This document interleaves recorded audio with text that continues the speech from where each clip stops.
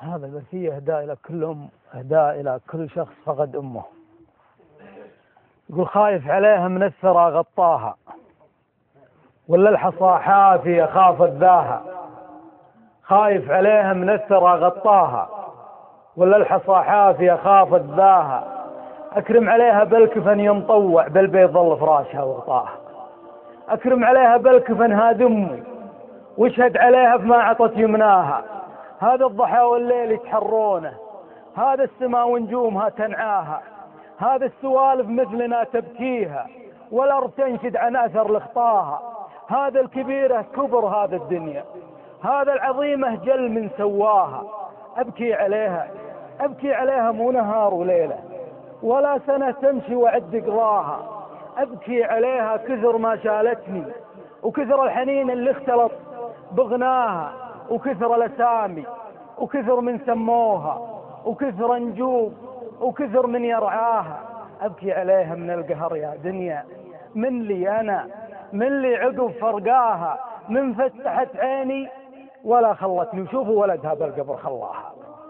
من فتحت عيني ولا خلتني، وشوفوا ولدها بالقبر خلاها. هل التراب بوجهها ما قصر، شفتوا ولدها كيف وجازاها. لو انها مكاني ما سوتها، لكن عز عيالها سواها.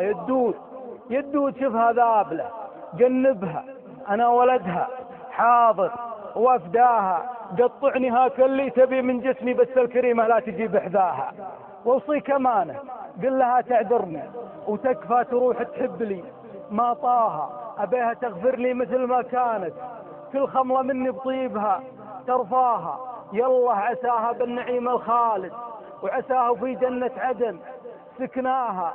يا فضو هذا الكون، يا هو خالي، يا ضيق هذا الدنيا، يا مقساها، يا مر طعم فراقها، يا مرة ماني مصدق ارجع وملقاها. وشون اجي غرفتها ما هي فيها، وش عذري لسبحتها ومصلاها. شقول انا لدولابها لشنطتها، واذا سألني مشطها وحناها، وعباتها ومي زمزم ومصحفها والمبخرة ورشوشها ودواها. الكل في غرفتها متفقدها، حتى الجدار مفطر ويرجاها. الكل يبكيها مهو ناسيها. يا الله صبرني شلون انساها. يا ليتها ما راحت وخلتني، او وسعت لي بالقبر وياها. قدمت لكم هذه المادة من جوال الشوحة الإسلامي.